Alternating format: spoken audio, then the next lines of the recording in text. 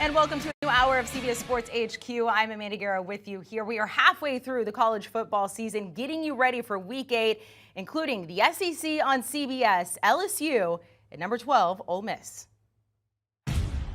The SEC Game of the Week touches down in Oxford as the Ole Miss Rebels will host the LSU Tigers. It's been quite the past week for LSU. First, they pull off a big upset against one of their biggest rivals. Fakes the handoff, now rolls, throws, J. Jenkins at the 5, right corner of the end zone, touchdown, Fighting Tigers! Then only hours later came the announcement that their head coach Ed Orgeron would not be back with LSU next season. A stunning turn of events for a program who won it all less than 2 years ago. I'm always going to appreciate my time here. I have no regrets. For the circumstances that we haven't won enough games in the last 2 years, I totally get it.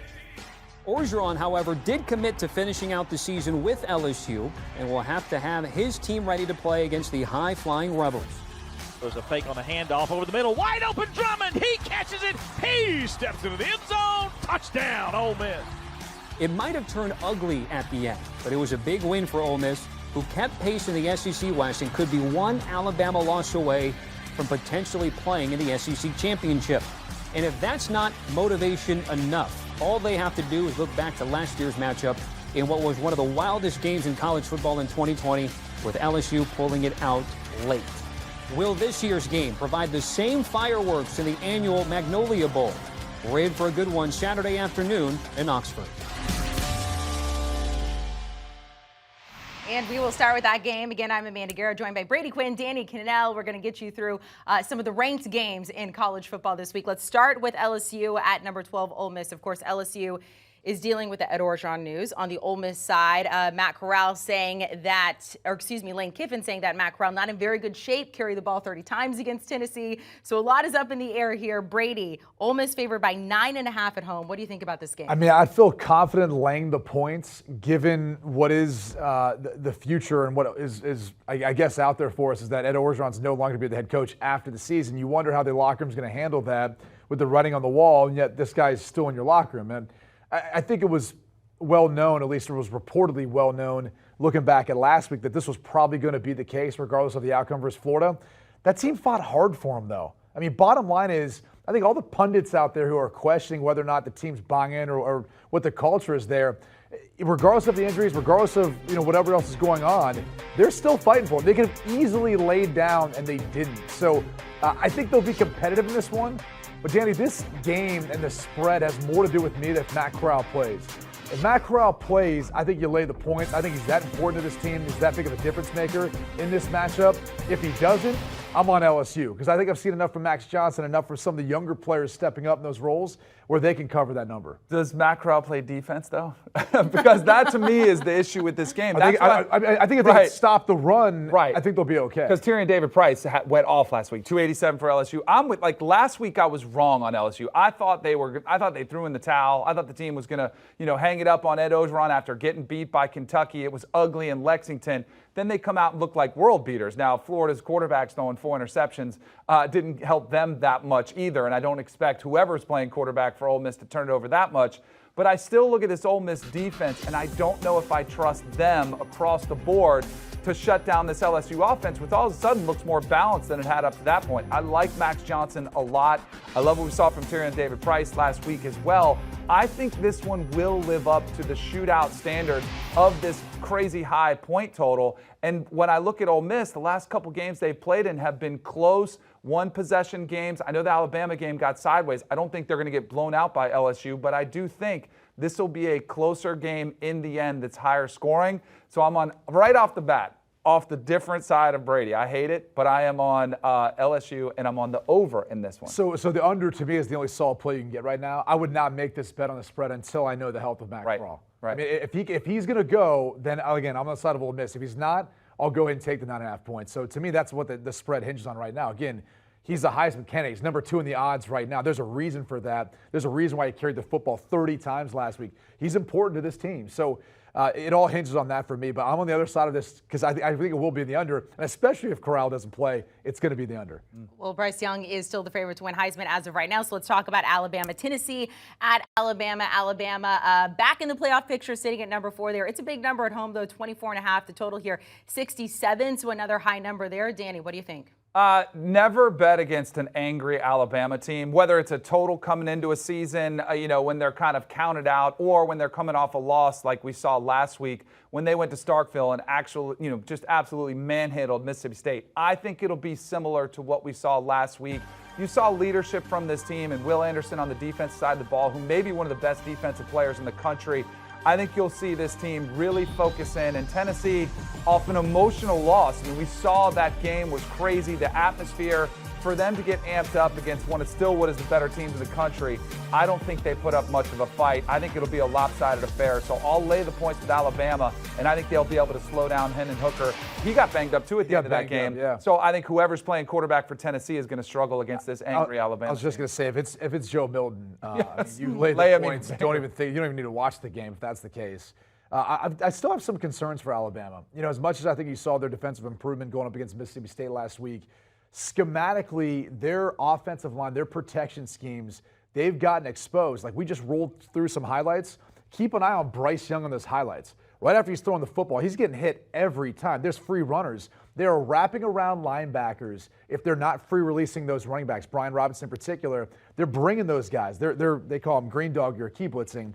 They're bringing them. They're getting hits on Bryce Young. That's concerning to me, and also just overall pressure. They're not going to be able to survive with him having to continue to make guys miss by time or free release their running backs. So Doug Marrone, Bill O'Brien, those guys come from the NFL level. They've got to be able to figure this out at this point. Like, this should be child's play for them, and it hasn't been. So we'll see if they can execute and make those adjustments. I think the under here, I think Alabama scores a ton of points. If it is Joe Milton, I think Tennessee's going to have a hard time getting any points on the board, given the disparity between Hendon Hooker when he was at quarterback and Joe Milton this season. So this is probably one of my favorite bets of the entire week is Alabama laying the points and the under. We get South Carolina, Texas A&M.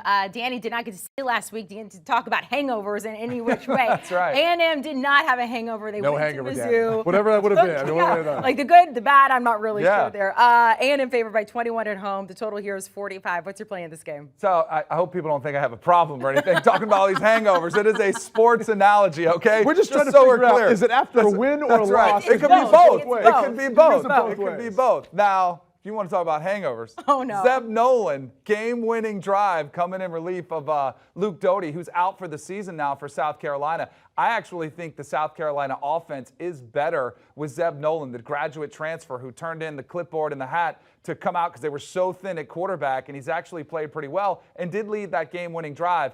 But South Carolina is not a very good football team. I'll take the Aggies here, who have gained so much confidence from that game against Alabama. Zach Calzada is really coming into his own, too. I look at his confidence, and I see a player who all of a sudden Jimbo Fisher trusts more, his teammates trust. And you know what else helps that trust level? When you have both backs, whether it's Spiller or A-Chain in the backfield going for over 100 yards. I think this game could get sideways. I'd lay the points with Texas A&M. The total I'm a little bit nervous of because it could be a really outburst of offense from Texas A&M. Maybe get a garbage time touchdown from South Carolina, but I feel very good laying the points with Texas A&M. I think Texas A&M will put a huge number on them. You said the word that's I think the biggest key is Calzada and confidence. That's what he's developing now.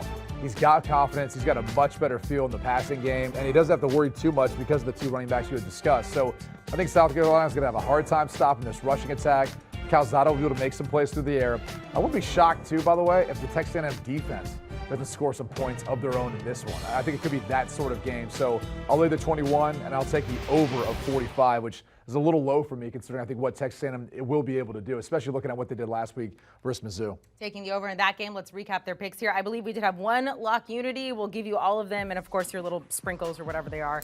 At the end, both like Bama and the under there. Brady going with Ole Miss and the under, so they're on opposite sides of the total, also opposite sides when it comes to the team. But if Matt Corral does play, we will wait to find out there. They both like A&M, Brady taking the over in that game as well.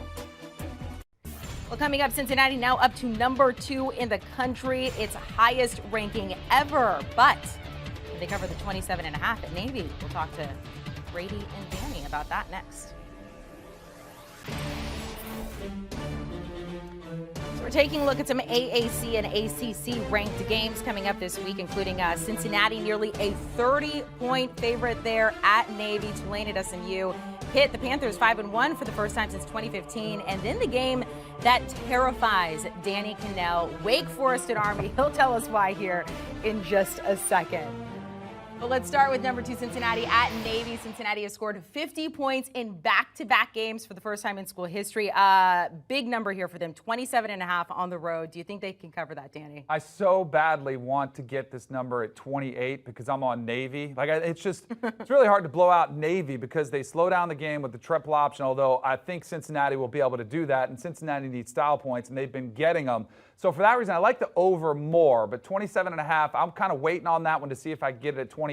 But I've got Navy, but I like the over much better for exactly what I'm talking about. Cincinnati at number 2, they have been playing with so much confidence. Now they got Jerome Ford picking up the slack if Desmond Ridder isn't able to throw for 3 touchdowns a game. And their defense, the only thing to kind of why I like Navy in this one is that triple option. I think their defense is great, but Navy just figures out a way to just methodically move the ball down the field. They had a 21-play drive earlier this season, scoring drive, but still I think Cincinnati will have too much firepower. I see kind of maybe a touchdown or 2 early in the game when you're kind of figuring out the triple option timing of it, but I think Cincinnati will win big, but I love the over on this one. The reality of it is this, what you can't prepare for during the week is being cut. When you play a triple option team, they're going to be going at your knees. As a defensive lineman, there's no way of preparing for that because you risk potential injury. So until you get into the game and then you see how that actually works in a real live game scenario and how good Navy is and some of the other triple option teams, the academies that run it, it becomes incredibly difficult. So to your point, it all depends on how this game starts out. If Cincinnati gets out to a fast start, that's a nightmare for Navy. Yeah, they can't throw. They can't throw, and then also just defensively, if they can get the edge and they can get off to a fast start versus Navy, this game is over. You shouldn't worry about laying the points. I'm with you. I think the over, given this number, is the play here. And even though Ford went off last week and he had a huge performance, and I do think that, look, that's one of the strengths of Cincinnati. They can run the football. When both teams run the football, that clock's winding. And so this might be a late cover as far as the over, but I feel more confident in that than I do the 27.5. But I'll lay the 27.5 because Cincinnati is number 2 right now in the AP poll. They know how bad they need to win with style and big to convince people. And I'll just say this. We've never seen a team. Now, granted, this is before the college football playoff right now. We haven't seen those rankings yet. But we haven't seen a team at number 2 in the AP poll win out and not be a part of the college football playoff. So this would be the first time we've ever seen it. And I think Cincinnati, if they win out, they play what they're capable of, they're not going to get leapfrogged like we saw back. Remember the old TCU Baylor that year? TCU was 3 though. Yeah, and in the final poll they won, but they still dropped back to 6 when it was all said and done. So I think if Cincinnati keeps winning convincingly, we're not going to see that. So lay the points because they know that's on the line here for them, but take the over. Cincinnati has now won 16 of their past 17 games, including 6 in a row here.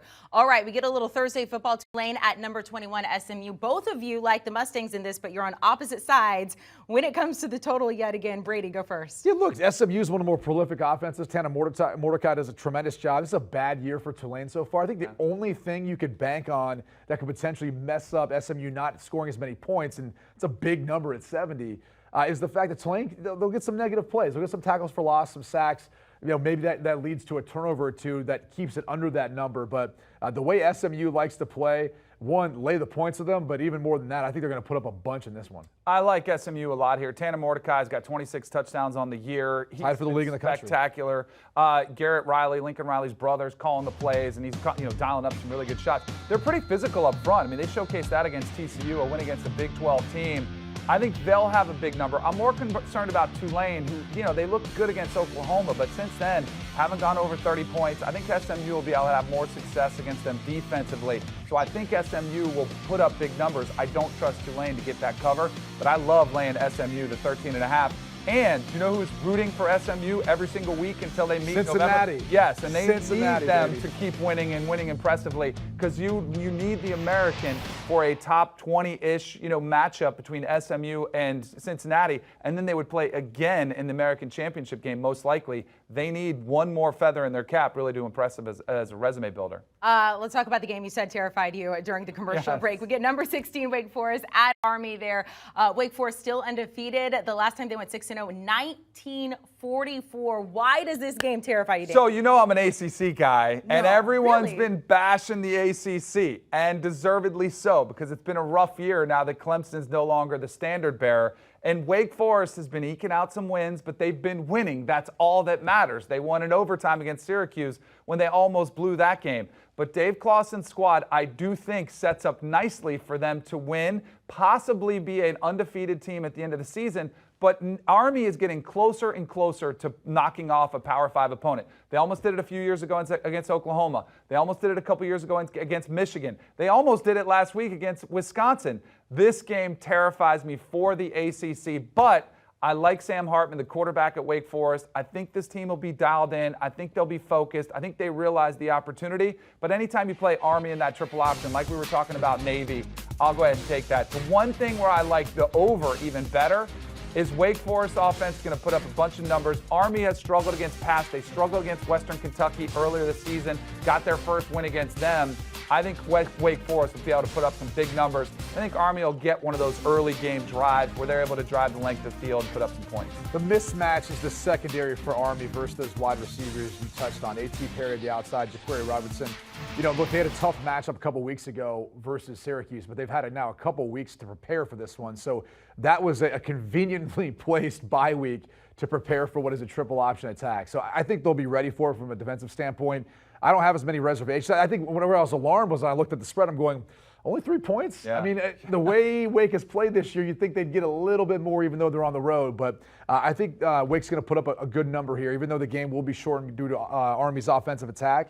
And then the last thing I'd just say is, lay the points. Don't worry about it. I think Wake knows they're carrying the flag pretty much right now for the ACC, even though Pitt just kind of emerged too as one of the top 25 along with NC State. We'll talk about Pitt here in a second, but first, number 18, NC State at Miami. NC State is the favorite on the road just by 3. The total here, 51 and a hook. Brady, what's their play in this game? I don't know, because this one looked fishy to me. The way Miami's performed this year, again, NC State, top 25 ranked team. I think defensively, we know what they bring there. Devin Leary's been solid.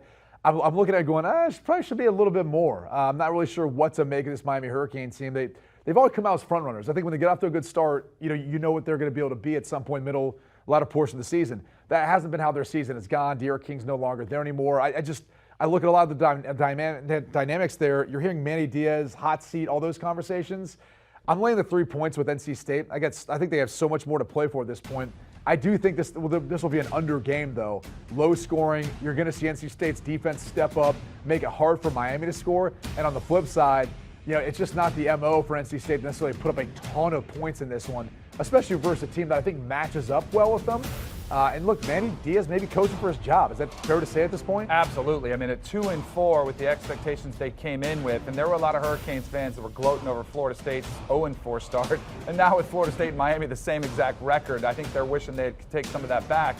But I'm with you on NC State. I'm laying the points here with the Wolfpack. They've been a different team with Devin Leary. Last year he was injured. They had Bailey Hockman back there. But Devin Leary has quietly been having a really nice season for the Wolfpack. And I don't know where Miami is. And if you want to watch a reason why Miami struggles to recruit like they used to, flip on the game, 7:30 primetime in Miami, and look at the crowd. There was going to be nobody there. It's going to be a dead atmosphere. And this is why they struggle, because it is one of the worst home field advantages in all of college football to try to recruit there. It's a fair weather fan base. They're 2-4. The people that are there are probably going to want to boo. And I would envision a scenario where if NC State can come out and get an early touchdown or two, maybe a 10-3 lead, something like that, you'll hear the boo birds coming, and I wouldn't be surprised if the Hurricane players hang in the towel. We already saw a couple transfers this week. That's never a great sign. I'm worried about what this means for Manny Diaz in his future. Well, especially with Ed Orgeron now, the writings on the wall, there's some history there too. Maybe that would be a good landing spot for him, the way he can recruit what he's already done at LSU. And even though, again, there's some other concerns or questions, but when you've got a guy out there like that, some other people maybe the mix, it really just becomes a matter of if they could buy out Manny Diaz and whatever's left on his contract, as well as his assistants. Next one, pretty interesting. Clemson at number 23, Pitt. You mentioned Pitt kind of inching into the top 25 there. And their quarterback, Kenny Pickett, just named to CBS Sports mid-season All-America team. He's quietly putting together a fairly historic. Because they haven't played anyone. I mean, look, I get it. Hey. Hold on. No sprinkles or whatever. I have Brady. been the biggest Kenny Pickett advocate. You can ask anyone I've talked to about this, and I've been sending it out 2 years ago, saying you need to check this kid out because there's something about him. But now the hype's gotten to the point where it's like, okay, let's kind of get things back on track. Let's calm down. They haven't played anyone of yet. Now, they do have a prolific passing attack. He's athletic. He can extend plays. He can do all of that. This will be a different animal versus Clemson, though. And if you're going to say Clemson on the road as the underdog here, and I know these two teams have played each other tough, but I still think there's an edge there for Clemson. There's a lot of pride there for Clemson. I'll gladly take the 3 points. And I think it's going to be a low-scoring game, defensive battle between these two. This will be by far and away the toughest test Pitt has faced, Kenny Pickett has faced all year long, and they've already dropped the game. So this, to me, is a tough spot to be in for Pitt. You just cracked the top 25. Now this is where I think Clemson gets the best of you. We agree on the total. I'm going to go ahead and take Kenny Pickett. Hail to Pitt, my dad's alma mater, where he went to college. They're having an outstanding season. I keep looking at Clemson and watching them. I watched a ton of their game against Syracuse. And I think we keep waiting for them to kind of flip the switch or the offense to start clicking. The reality is it's just not. They are having so much trouble finding rhythm. I would love to see them get Nagata and Ross on the outside, but DJ Uiagalelei is really struggling with confidence. We talked about that earlier with Zach Calzada. He looks just kind of like he's forcing some balls. They can't get any momentum. I think this will be a defensive slugfest. Ultimately, I think Kenny Pickett, who just got out of Blacksburg, had a pretty nice win there, 28-7, went to Knoxville earlier this season. I think it's one of the better stories of college football. 6-year senior, he's been there forever. I think some team in the NFL is going to find incredible value in him. Maybe not a franchise quarterback, but I think he can make a really nice career as an NFL backup, like serviceable backup who comes in, gives you good minutes if something happens to your starter. I'm going to go ahead and trust Pitt here because they have seen better upside from Pitt than I have from Clemson, which is crazy when it comes out of your mouth. Opposite sides there, but you both agree at least on the total with the under. So recapping your picks there, they both like the over when it comes to Cincinnati and Navy. They both like SMU to cover, but disagree on the total there yet again. We do have one lock unity with Wake Forest. They both like Wake to cover and the over there. And again, take the under in Clemson at Pitt. Still to come, we head to the Big Ten. Ohio State, Penn State, and Michigan all favored by 20 or more this weekend. We'll see what Brady and Danny have to say about that in their plays next.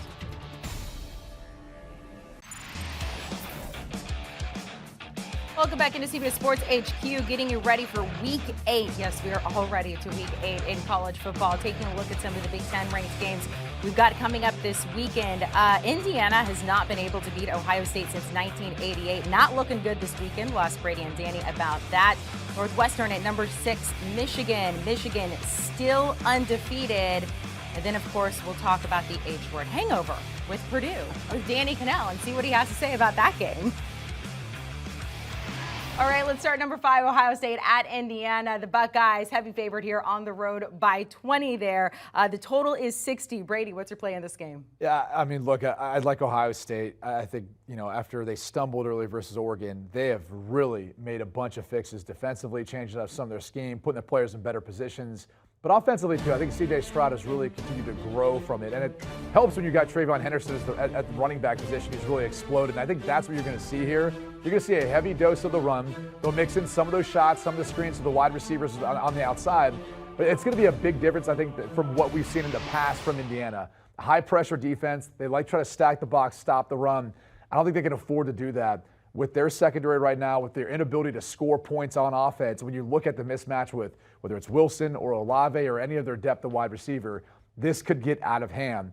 All that being said, though, I don't know how much Indiana scores here, so I'm on the under, but I'm going to lay the 20 points there with Ohio State. I didn't love the total either. I'm on the other side on the over because I think Ohio State could get close to it all by themselves. They've been that explosive. C.J. Stroud, back-to-back games with 5 touchdown passes. They're getting fresh. They're getting healthy. I think you'll see that explosive firepower on display, even though it's on the road.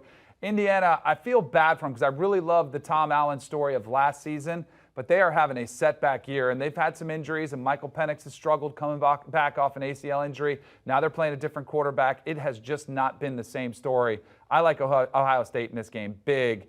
And the only reason I took the over is because at 60, I think you could see them get close to 59, and then all you need is a field goal or a touchdown from Indiana to get that over. I'll be curious if this game's in prime time, so it'll have a little different feel to it. You know, sometimes you see teams go to those early starts in Bloomington, and they're a little sleepy, a little slow to get started. We saw that last week with them. I don't think that will be the case here for Ohio State. I don't think Indiana will score many points. Even if Ohio State lays a 50-burger, I mean, legitimately, it might end up being, 50-7 when it's all said and done. Yeah. We get Northwestern at number 6, Michigan. Michigan still undefeated so far this season. They are the heavy favorite at home by 23.5. The total there is 50. And Brady, you're not so confident that the Wolverines can cover that. No, I mean, look, I think the style in which they play, where they run the football and they run the football and they run the football with Hassan Haskins and Blake Corum play good defense, it just doesn't lend you to think that they're going to be able to pull away from a Northwestern team that, look, I know they've taken a big step back defensively. I mean, when you think about the players they moved on from, Patty Fisher and Blake Gallagher, Greg Newsome, the first-round pick, Ernest Brown, the fifth-round pick,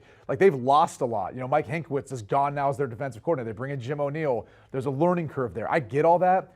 This is still a tough team to run the football against, especially if you can't threaten them throwing the football. Cade McNamara is throwing 6 passes while trailing. I mean, he hasn't played in many competitive games. So I don't know that anyone's scared to sit there and say, like, we're not going to load up the box and just try to stop the run and really force Cade McNamara to throw the football 30-plus times and beat us with his arm. So given that that's the case, look, I think Northwestern can stay within that number. They could lose by 21 points. And I think this will be a low-scoring game. I just think that's how this Big Ten football kind of sets up to be. And, by the way, there's another big matchup on the other side of this one where Michigan has to go to Michigan State. And it might be one of those trap games where you kind of get caught looking ahead at what Michigan likes to call little brother. See, man, you got hangover games, you got trap games, look-ahead games. I like to try to find the common ground. I'm a peacemaker. So I'm going to emphasize where I agree with Brady as opposed to the opposite, because Northwestern's not very good. They've only scored 26 points against Michigan in their last 3 meetings. I think Michigan should have their way, but I really like the under in this one because Michigan's not a team. Like we're talking about Ohio State, all this firepower on the offensive side of the ball, C.J. Stroud throwing it all over. They are a run-first football team. Cade McNamara off the play-action pass. Hassan Haskins and Blake Corum getting the ball going. And they don't care what the score is. They don't care about style points. Jim Harbaugh just wants to win. I lean toward Michigan because I think they're clearly the better team. Northwestern's not as good as they were last year. Northwestern has these seasons where they have windows where they get kind of the right class of players, a lot of juniors and seniors at the right time with a quarterback who's a veteran. They're not at that stage right now. It's a down year for Northwestern, so I lean towards Michigan.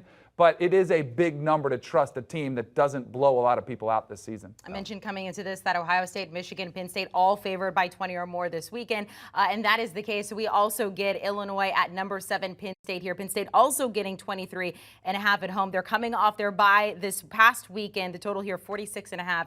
Danny, what do you like? So I'm seeing 2 different things. On our rundown, I see I have Illinois, but in my notes, I see I have circled Penn State. So I'll make the case. The graphics. No. I can make the case for either if you wanted to. Can I explain what probably happened? What? You picked Illinois, then you saw what Brett Bielema said about the players on his roster. Exactly. That's probably what happened. I think it was because Brett Bielema said, hey, our roster's not very good. Our offensive line, they are what they are. I'd be kind of ticked off if I'm a player. But here's, I think, if you wanted to lean toward Illinois, I think it would be, what's the status of Sean Clifford? What are they going to be able to do? Because there was a massive difference when Taquan Roberson came in the game. He struggled mightily, looked a little bit overwhelmed, and everybody's eyes are on Sean Clifford, where even if Clifford does play, I wonder if this is one of those games where you just want to get out of Dodge, because they've got some big matchups coming up. Maybe play Sean Clifford a half, then you get in the backup and try to just get out of there. But where you and I think, are on the same page, because of that reason, I think it's an underplay all day. That's what I feel better about is the total. I think you'll see Penn State. Again, do you get a lot of Jahan Dotson? Maybe you keep him involved, but I don't see a lot of fireworks in this one. And Illinois,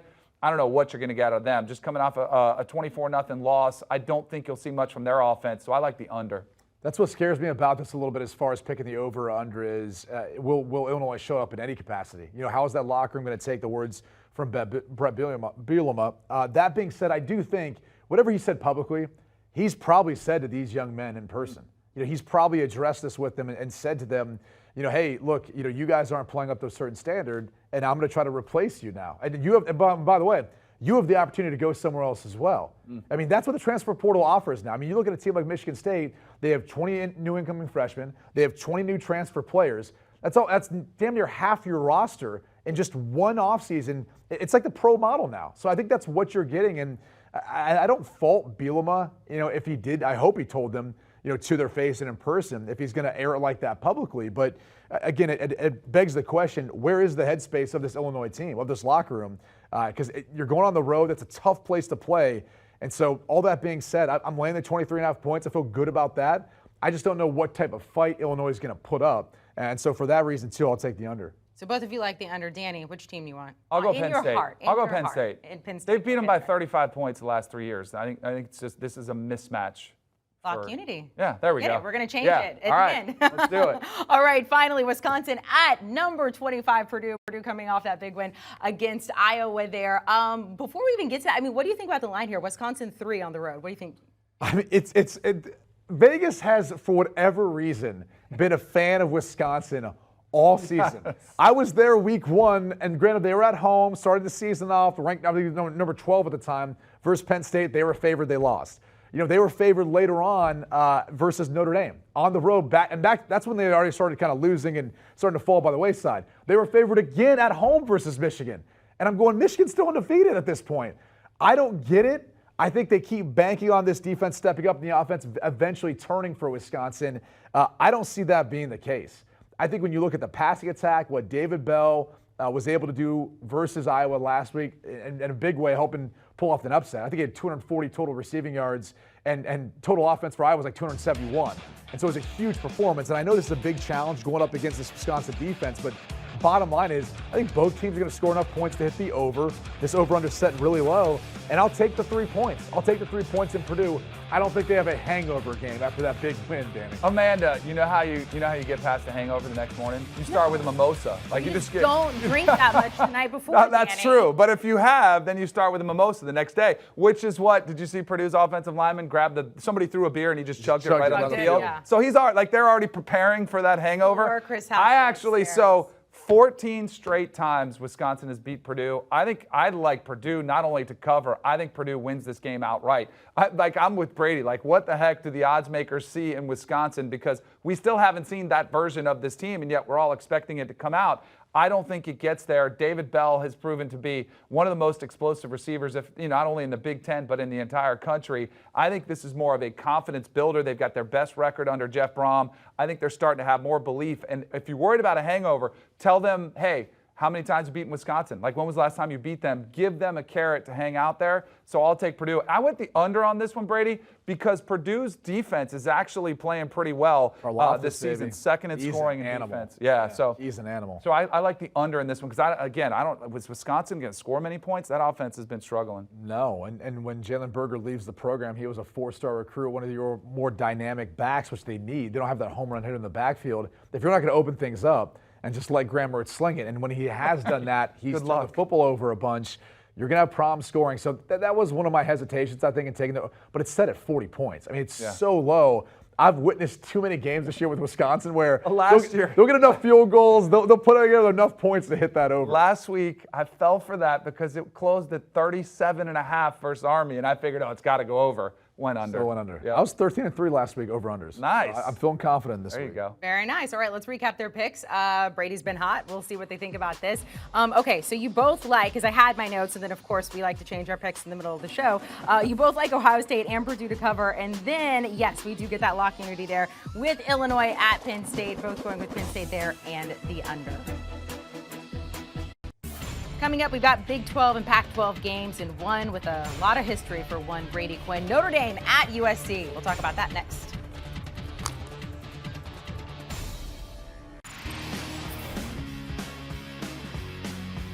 Getting ready for Week 8 when it comes to college football, taking a look at some Pac-12, Big 12 ranked games we got coming up. A lot of alma maters here. Of course, you have Brady Quinn's Fighting Irish hosting SC there. Oklahoma now up to number 3 in the rankings. I will personally say I don't know how I feel about that 38.5 at Kansas. And then, of course, Oklahoma State coming off their big comeback win over Texas on the road at Iowa State this week. Iowa State still favored, though, by 7. We'll see what Brady and Danny have to say about that. All right, let's start with USC at Notre Dame. The Fighting Irish favored by 7 here at home. The total is 58. Brady, you are very familiar with this game, circa 2005. You have good friends who were playing at USC at the time. Go ahead and give us your pick in this game. Yeah, different time for USC, though, right? They're going to be looking for a new head coach. I think the program ever since those guys left, unfortunately, kind of hit a tailspin. And that had a lot to do with how they conducted themselves to get to that point, to be successful. Now they got to play by the rules, and it hasn't worked out well for them for a while in recruiting. So it's a tough spot. Even though I do think, when you look at Drake London, he's one of the more under-talked about or underappreciated wide receivers in college football. He's a tough matchup for anyone. It looks like the second coming of Mike Evans. So that's going to be a bit of a problem. But I think the biggest question is whether or not USC can present any chance of stopping a rushing attack from Notre Dame. Notre Dame's not the best running team this year, but they've struggled versus Oregon State. And if you can't stop Oregon State running the football, you're going to struggle versus Notre Dame. So I'll lay the 7 points here. It's not a homer pick. It's just the fact that Notre Dame's going to be the more physical team. And I think if they can limit some of the big plays and they can shut down and get enough stops or turnovers from USC, it should be an easy win. But I am on the over. I do think there'll be a fair amount of scoring from both sides in this one. We got lock unity right here because I'm on the same page. No homer play here. Notre Dame's just a better team right now. USC is a mess. They've either been winning big or losing big, and I don't think they're going to win big in this one, so I think they lose big. I think Notre Dame coming off a bye, getting healthy with the offensive line that's been banged up, really been struggling. I think they're 117th in sacks allowed per attempt. But you mentioned last time we were discussing, I think it was a couple weeks ago, about they're getting healthier up front.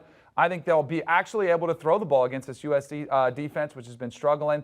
Keaton Slovis, I do think they'll be able to put up some points, which is why I like the over here as well. But I think Notre Dame wins. This is probably one of my favorite plays. I don't know if Jackson Dart's not the starter, if he's back and healthy. I mean, there's the potential of that. And I think one of the things you touched on, how it's either kind of like boom or bust based on how the start of the game goes.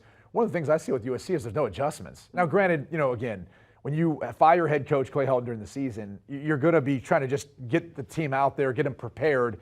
The in-game adjustments are kind of almost a second thought. And that's why I think you see if things are going well based on how they're prepared, they can hang in some ball games. They're going to win some ball games, put up some points. If they're not, they have a hard time adjusting. So something to keep an eye on if this is close in the first half. You might want to look at some live betting odds in the second half with Notre Dame pulling away. Either way, lock unity there. Let's move it along. Number 10, Oregon at UCLA.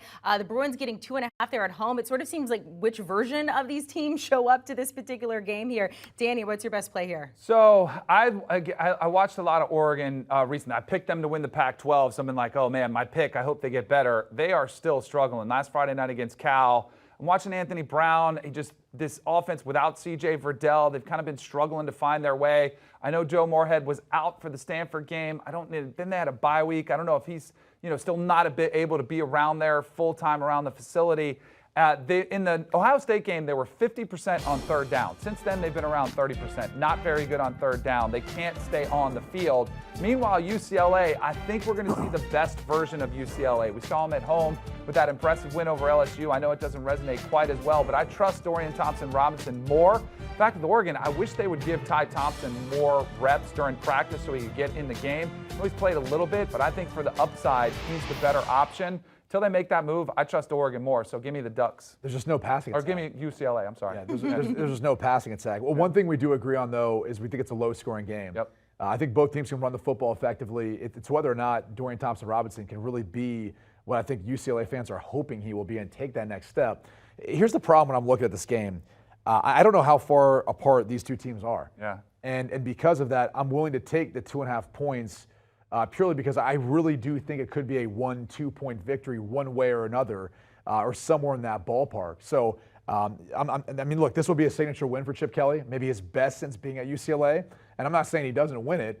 I'm just saying I think this is going to be that tight of a football game. It's going to come down to the final minutes where maybe UCLA ends up kicking a field goal to win it by 1 or 2. I hope Oregon wins because if they don't, that pretty much eliminates the Pac-12 from the playoff discussion, and it won't even be November yet. Arizona State lost 2 losses. I know it probably should be, but I hope somebody, like I want the West Coast to be involved in college football. And for the last several years, we've been able to write them off. And this would be another year without that team that's supposed to carry the torch. I think the Pac-12 has to want it too. I think there's a lot of things that need to change if they want to be a part of that conversation. They need to start taking certain things more seriously. But that being said, I still think taking the 2.5 points here with Oregon, to me, is the better play. I just think overall they're a more talented team. They're a little bit better team if they can implement the game plan they want to. Now, if Chip Kelly gets off to a start where he's always got some wrinkles, he's always got something, and if you can't stop him, it could be a long night for Oregon Duck fans. Either way, both of you agree on the under in that game, so maybe the best play there. All right, we get Oklahoma at Kansas. Big number here for the Sooners, though, 38.5 on the road, the total 67 and a hook. Brady, what do you think? I love the over in this one. I think it's a big number, but Kansas is just not a good football team. Bottom line, and this Oklahoma team is playing with a little bit more swagger, too, since Caleb Williams has taken over. So I'm willing to lay the 38.5 points. I think they're going to give them a thumping. There is no home field advantage whatsoever for KU. No, sorry, Amanda. I'm on Kansas. I don't think they have a chance to win this game.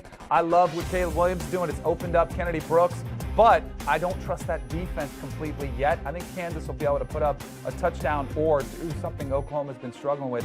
Closing out games really dominated the defensive side of the ball. A win is a win. I am not offended. We get number 8, Oklahoma State at Iowa State there. Somewhat like Wisconsin, I feel like Vegas always likes Iowa State here. Iowa State favored by 7 at home. The total's 47. Danny, what do you think? It's too big a number for me. I like Oklahoma State. Mike Gundy has done a fantastic job. They were down 17-3, get a pick 6, turn the cold complexion of that Texas game around. I think this would be a great matchup between 2 running backs. Iowa State's Breece Hall against Jalen Warren, who's been absolutely a workhorse for Oklahoma State, had 33 carries last week. He's averaging 164 yards per game in the last 4 games because Spencer Sanders, a little bit of a game manager, but the defense has been playing good. So for that reason, I also like the under, but that's too big a number for me with Iowa State. Under, to me, here's the play. If I have to, I'll take the 7 points. I don't think these two teams are that far apart. Talk about Oklahoma State, their rushing attack. It also complements well that defense. Best third down defense in the Big 12. When you look at, too, the different schemes and things that they do, it can be hard for Brock Purdy and opposing quarterbacks. So I think Oklahoma State can stay within the number, if not outright win this one, and kind of stay on that undefeated path as they have to play. Who's that other team they got to play in the state of Oklahoma? They have a name for it. Bedlam. Bedlam? Yeah, but what would you say about Oklahoma teams versus Texas? Well, right now, the state of Oklahoma dominates Texas. Yeah. In regards to the Big 12, that's just a fact. That's why not we're opinion. friends, Brady Quinn. All right, let's recap their picks there because we do have a couple of lock unity picks. Both like Notre Dame and the over. They both like Oklahoma State and the under. Shout out to Mike Gundy and his dance moves, if that's what we can call them. I don't know if you saw that after the game. If you didn't, just go look it up. All right, coming up, we're going to look at the best of the rest here, including Coastal Carolina at App State. That's going to be a good one. That is on Wednesday there. Then San Diego State, Danny talked about that triple option. Always making me a little nervous. Maybe it does there with the Aztecs. And then UTSA, this is the game that Chris Hassel will be on, by the way, at Louisiana Tech. So let's jump into your picks here. Number 14, Coastal Carolina at App State. I love this is on Wednesday. Coastal favored by 4 here. The total 59.5. Danny, you're our Coastal fan. There we go. I am. The Shots, America's team. I actually had App State, and then I went back and said, you know what? Oh, you're a flip-flopper. I am a flip-flopper, but I trust Grayson McCall, who should be in the Heisman conversation, the type of year he's having. Jamie Chadwell has this team really dialed in. The one thing that concerns me is they haven't been tested yet. They have 130th strength of schedule. They haven't played anybody, but I watched that App State game against Louisiana when they got absolutely torched, and it's hard for me to trust Chase Bryce, who's been turning the football over left and right ever since he was at Clemson, then went to Duke, and now here. He has a problem with the ball security, so I like Coastal in that offense to go big and also hit the over in this one because I think Chase Bryce will be slinging it around and putting up some points on Coastal. I don't know about the over here. I like the under. I think that's the better play. Tough place to play, midweek game, on the road, night game versus App State. It's a stingy defense. So I understand your reservations with Chase Bryce turning the football over. I would lay the 4 points here. I think that's the best bet. But low-scoring game in this one. But I'm with you on Coastal Carolina. Number 1 scoring offense, just ahead of Ohio State. Well, it helps. We're going to get you a short. Yes, that's it helps given who they play. We're going to get you a short, Danny. Number 22, San Diego State at Air Force. The Falcons favored by 3.5 at home. The total here is 40. Air Force can give teams some trouble. Brady, what do you think? Yeah, I'll go ahead and take the points here with San Diego State. I know the rushing attack got knocked down a peg last week. I mean, look, you were there for the game, AG, so you can talk about this, but a little closer call than I think they wanted to. But I was in the studio. That's why it was a late night. It was like a little different story. East Coast but no, I'm on the side of San Diego State here. Look, I understand Air Force is one of the better rush defenses, okay? And that's really what we've got working against each other is the rush attack of San Diego State versus Air Force. In the end, I think San Diego State finds a way of winning this one. If you're giving me 3.5, I'll gladly take that. And the under might be my favorite play. I'm with you on the under. I think a lot of people, the temptation would be 40 points. Wait a second, they're going to score more than that. This is kind of like almost two service academies, not in style of play, but Brady Hoke's commitment to the run with Greg Bell, the running back. They run the ball, they run the ball, they run the ball. Air Force, similar style with Troy Calhoun, with a very, ball control type of offense, commitment to the run. So I like the under on this one, and I like San Diego State, who too has the best helmets in college football. You think so? Cool. Sent me one. Look at the detail of it. Yeah. It's crazy how the detail in the helmet. And I'm not going to go that far saying the best, but it's pretty cool. Sweet. I'll see them next week. Well, behind so Florida we'll pay State. attention. I'll be like, hey, give me a helmet. Behind Florida State. It's a long line they're behind, okay? And behind Notre Dame's.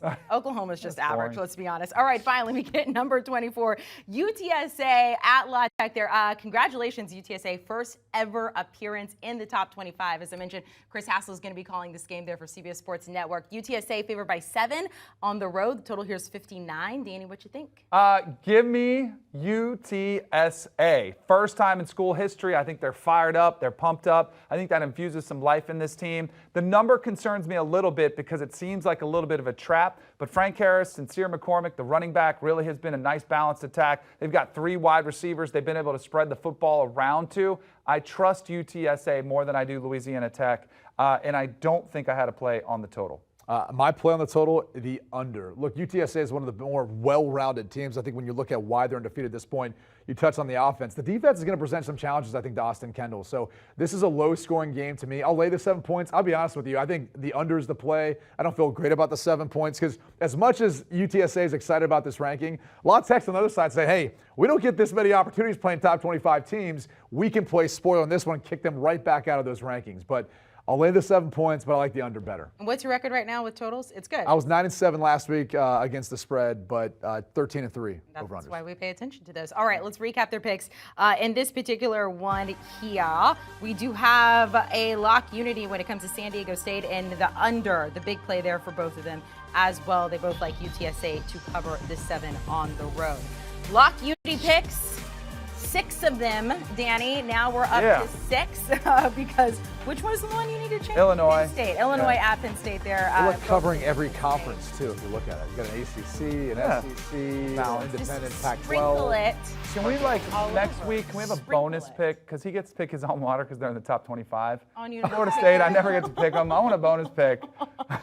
I never get to pick them anymore. There's a reason for that. They can run the football now. They can run the football. They're getting better. They're getting better. Watch out. Back half. There we go. Confetti.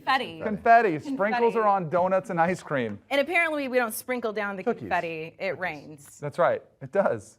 Yep.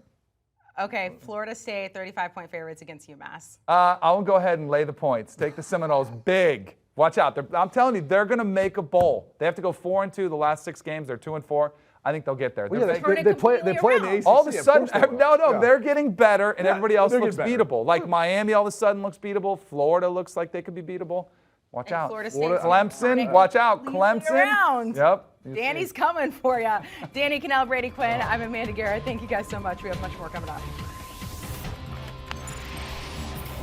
Want a sports network that delivers everything that matters about the game? The highlights, the picks, the instant analysis. No yelling, no fake debates, no politics. Hit the subscribe button and never miss a moment.